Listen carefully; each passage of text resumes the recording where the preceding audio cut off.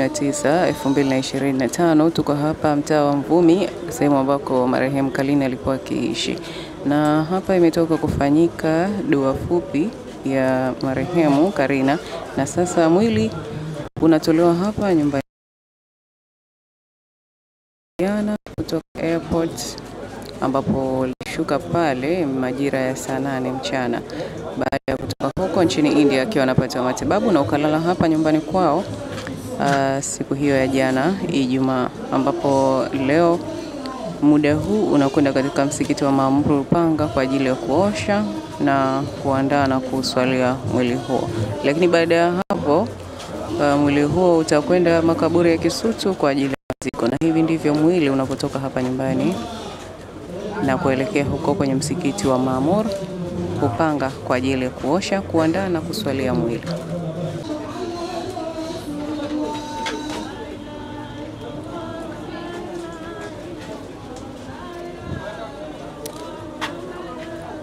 Mtazamaji, leo April 19 2025 tuko hapa mtaa wa Mvumi, sehemu ambako marehemu Kalini alikuwa akiishi, na hapa imetoka kufanyika dua fupi ya marehemu Karina, na sasa mwili unatolewa hapa nyumbani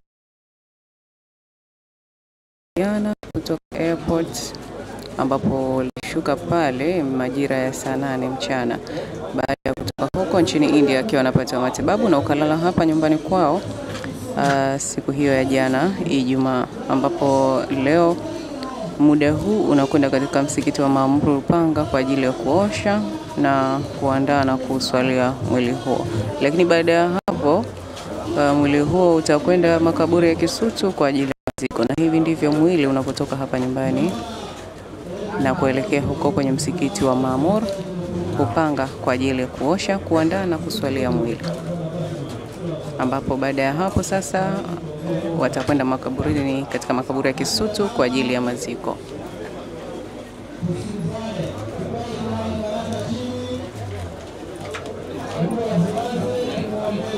Na kuendelea kushirikiana tunapopata nafasi, tusisubiriane mpaka mauti. Tunanao nafasi ya kuuguzana kama tulivyofanya, lakini iende mbali zaidi. Lakini pia sasa ni wakati wetu kuanza kufikiria au kuanza kutekeleza swala la kuwa na insurance. Ni muhimu sana sasa hivi, ni muhimu sana kila Mtanzania hakikishe kwamba ana bima ya afya. Angalau pata kidogo changamoto, basi maana sio wakati wote tutakuwa na keshi. Lakini niwatakie heri familia, subira. Marehemu alikuwa binti muungwana sana, yaani uungwana wake unaona aina ya watu waliohudhuria kwa wingi, ni muungwana sana. Simfahamu kwa miaka mingi, lakini namfahamu vizuri. Mtu muungwana sana, mcheshi sana, jasiri sana, na mashallah Mwenyezi Mungu alimjalia kuwa mrembo sana.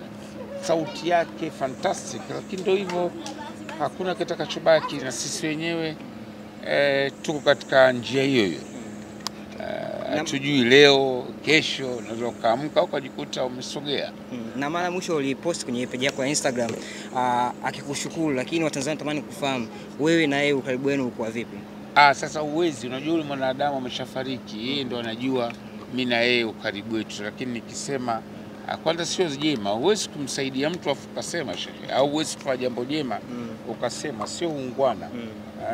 Yeye na mimi na watu wangu wa karibu wanajua, lakini siwezi kusema nilifanya hiki kwa marehemu, nilifanya hiki, sio ungwana. Tutasema mangapi shehe, dunia hii ndio ilivyo.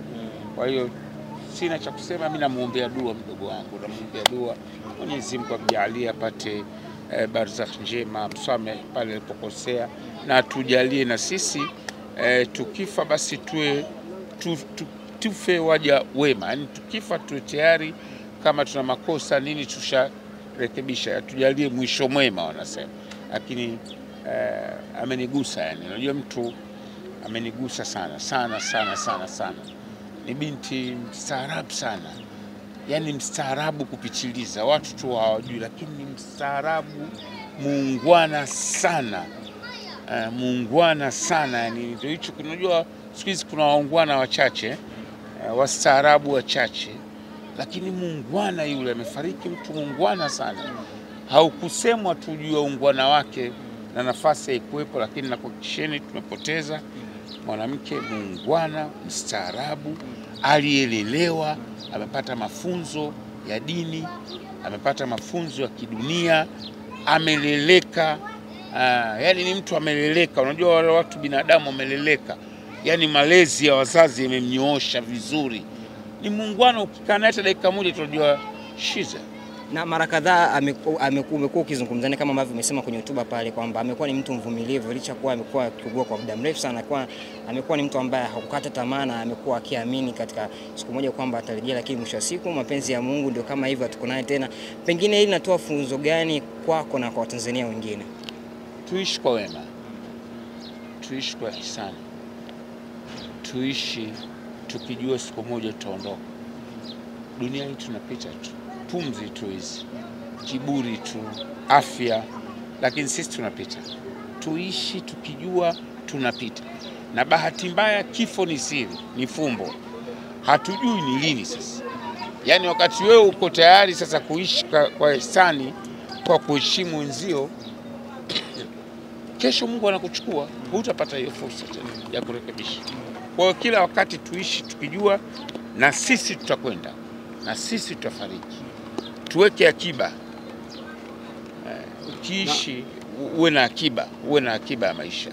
Na kaka Haji, labda unaweza kuthibitisha kwenye story yoyote ambayo labda ulikuwa ukifahamu huyu dada Hawa enzi za uhai wake, kwa sababu wewe ni mmoja kati ya kaka wa Dar es Salaam, kaka ambaye una jina kubwa, lakini upo karibu na wasanii mbalimbali. Mimi nimeshasema, labda umechelewa. Ni mtu muungwana sana, miongoni mwa mabinti waungwana, mstaarabu, lakini sifa hizi njema ninazozitoa kwa marehemu lazima ziende kwanza kwa wazazi wake. Yani unaona kabisa kuna wazazi walimlea huyu binti, wakampa mafunzo ya kuishi. Hiyo imeniumiza sana. Yani unaona, yani sijui, lakini natakwambia ni binti alikuwa mstaarabu sana.